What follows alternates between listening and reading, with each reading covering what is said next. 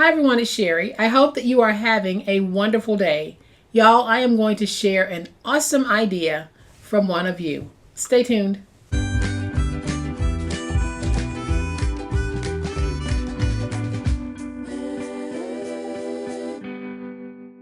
Welcome to my channel and welcome to all of my new subscribers. Welcome to all of my new friends. Welcome back to all of my old friends who have been so supportive of me and of my channel. Thank you so very much. I am on today because an awesome idea was shared with me by one of you. Marguerite, thank you so much for this wonderful idea.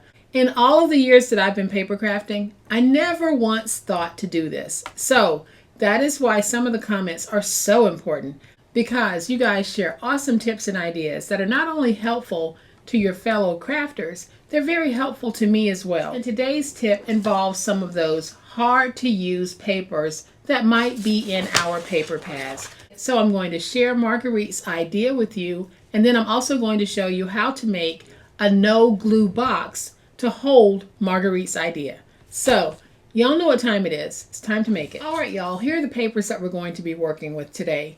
Marguerite's comment had to do with those papers that might have a dark print on them, a large graphic print on them, or a hard to use pattern on them.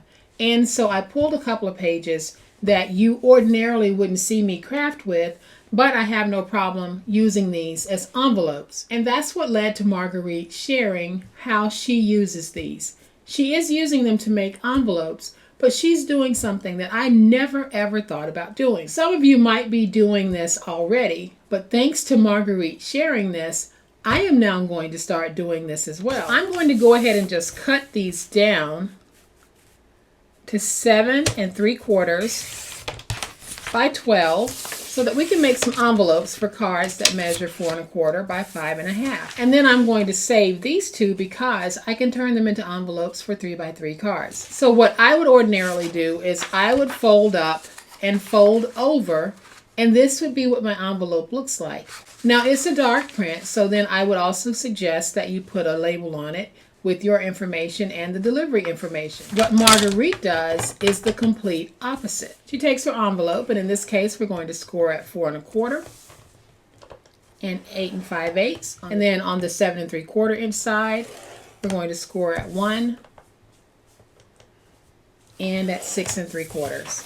I'm going to go ahead and just do this one as well. So on the 7 3/4 inch side, we score at 1 and 6 3/4.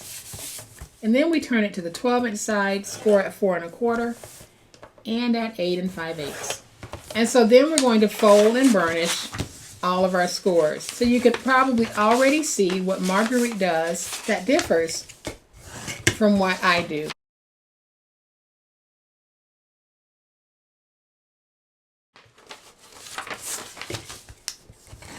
And there we have our scores folded and burnished. I am going to go ahead and do my cuts the way that I normally would to make an envelope.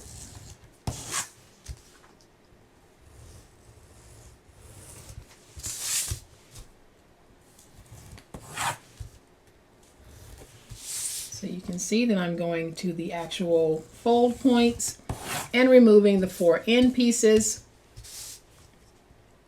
That is how I like for my envelopes to look when I'm making them using the size paper that I gave you. Now ordinarily, this is my version of the envelope because I would fold it with the graphic on the outside. Marguerite's suggestion is to fold it with the graphic on the inside. That way it looks like you have a lined envelope, but you don't have to worry about putting any shipping labels on here because you have clean white space to write on. Now this works great for those single-sided papers. If you have a double-sided paper, then you can alternate between which one you would want to use for the inside as well as the outside. But this is perfect for adding a to and from address, and you can also dress it up a little bit by adding some stickers to it. So I am going to go ahead and we're going to make this a real envelope. So I'm going to round those edges. And we'll round the top as well. Now I'm going to take some tape, put some tape there, some tape there. Then I'll add a little tape here, little tape here. We fold up, we fold over, we have an envelope. We're going to go ahead and do the same thing with this one because we do want 2 fully functional envelopes. So I am just going in at an angle,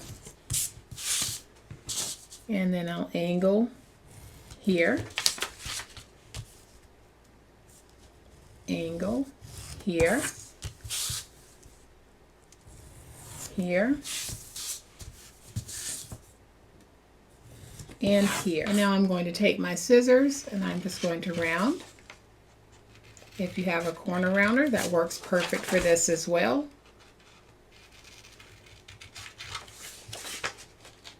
But for those of you who don't, here's how you get that look. So again, this is going to be my inside. So let's tape, tape, add tape to the widest end, fold up and over, and just like that, we have 2 nice envelopes. So you have a decorative inside, you have a decorative inside here, but you now have a nice little beautiful outside that if you wanted to dress these up, you can. And then there's no need to add labels because you have this clear white space to be able to write your address. And like I said, in all of my years of paper crafting, I have never thought to do this. And so that goes to show you that no matter how much experience you have, you can always learn something new. So then I thought I'm going to pull out yet another paper pad that I used a little bit of, but not all of, and I'm going to start working from this pad. I don't know why I stopped using this one, probably because I found another pad that I thought, okay, I want to work with that one now. But this is a gorgeous, gorgeous paper pad that I bought at Hobby Lobby many, many years ago. As a matter of fact, the publication date on this is 2016. So this book is about 6 years old. These papers, in my opinion, are timeless. They are perfect for any time. So what I'm going to do is I am going to start working with this pad as well. But today I'm going to work with this pad because I am going to make a no glue box to hold those envelopes. So let's say you wanted to make envelopes in this style, whether it's image inside or image outside, and you wanted to make an assortment. Your box does not have to match the envelopes that you're making because you're making an assorted box of envelopes. If I was making envelopes all in this theme, I would probably use a similar paper. But because we can make an envelope box that has multiple patterns and multiple colors in it, it is more than okay for us to use a non-coordinated box to do that. So to make our box, we are going to take a piece of 12 by 12 and we're going to trim it to 8 by 12. Then on the 8-inch side, we are going to score at 1 and at 7. Then we're going to rotate it to the 12-inch side. We're going to score at 4.5, 5.5, 10, and 11. Then we will do our normal fold and burnishing.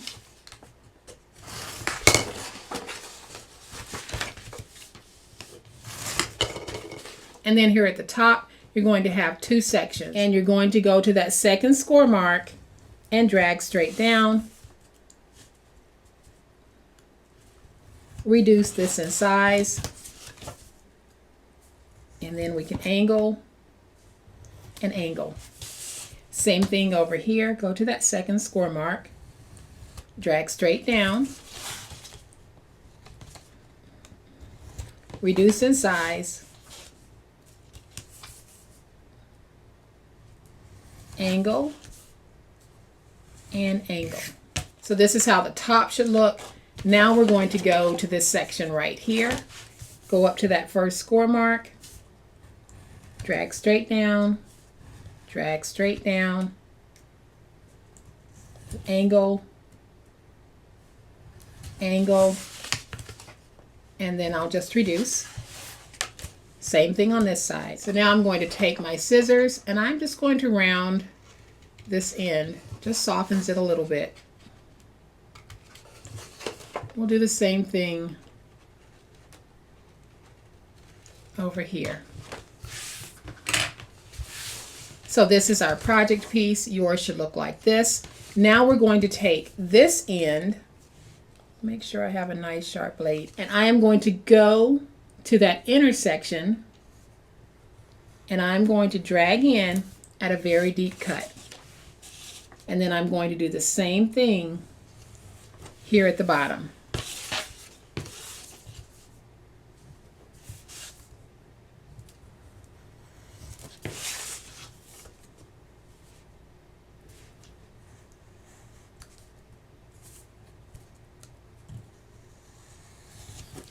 So now this is what your piece is going to look like.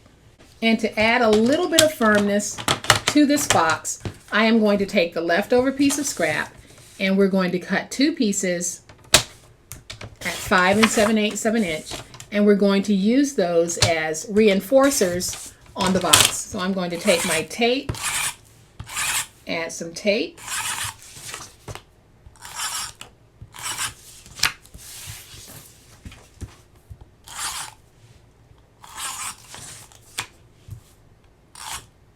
and now we're going to take these two pieces. We will put one piece here at the top and one piece on this part. And this is just giving us some additional stability on the body of the box. And it also allowed us to really have zero waste on making this box. And now to put the box together, we're going to fold in these two flaps. We'll bring the back up and then we'll bring this part around like that. And so now here comes the no glue magic. You just take our punch, and I'm using my piercer, and I'm piercing a hole. I'm going to take a single brad and insert it in that hole. And then I'll place my finger on the inside, and I'm opening the brad and flattening it out. And there is the side of my box and how we closed it. We're going to do the same thing on this side. So we're making sure that this piece that we angled is the outside piece. And we just take a punch or a piercer of some type and we pierce. So now I'm going to take my brad, put my brad in. I'll go on the inside with my finger and flatten that brad out. And y'all, there we have the sweetest little no adhesive required box. So I'm going to take my envelopes and we're just going to put them in the box so you can see just how well they do fit. And decorative envelopes do make a great gift idea. Packaging of any type makes a great gift idea. So to close our box, I am going to use Velcro dots. So I'm just going to cut one dot in half because I don't need the whole thing.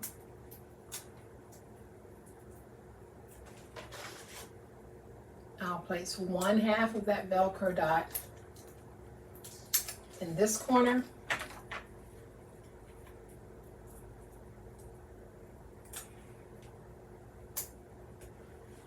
And the other half in this corner. So now we can take the lid, make sure that we have everything nice and aligned. And we can stick those Velcro dots down. I'll raise that lid. I'll open it. Go over those Velcro dots to make sure that I have them nice and stuck. And then to finish it off, I am going to use this little 2x2 square and some scrap paper. So I am going to cut this to 2 3/8 by 2 3/8, and I'm going to use two pieces cut at 2 3/8 by 2 3/8.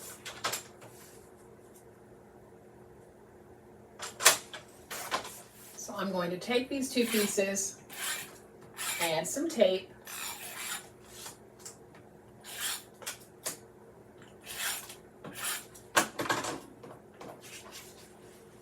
and then I'm just going to join these two squares together. And yes, I did use tape on the squares, but the tape that I used had nothing to do with putting the actual box together, so it is a no adhesive required box. Then I'm going to take my tape runner.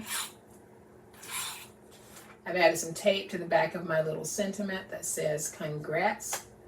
We're going to put that down. Now we have a nice sturdy little piece to put down on our box. I'm going to add some more tape along the top. We're going to take this, close it, then I can take my piece, place it where I want it, open this, and I'm just going to make sure that I have a nice stick. And just like that, if this was full of envelopes, you could even add cards if you wanted to, but let's just say we're giving a gift of assorted envelopes. Put it in a box like this and it's ready to go. So I am going to open this and pull out those envelopes so that you can see the two envelopes that we made. And I have two more that I had already made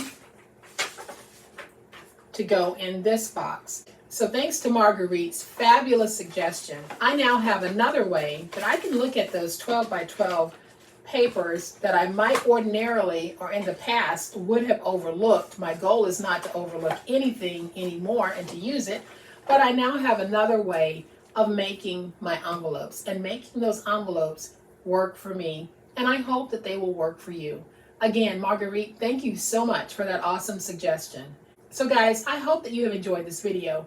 If you have, please say thanks to Marguerite in the comment section. And if you have liked this video, please hit the like button. If you are not a subscriber to my channel, I'd love to have you join this amazing online crafting family. You guys, as always, please be safe, be kind, be the reason someone smiles today. Happy crafting, and we'll chat later. Bye.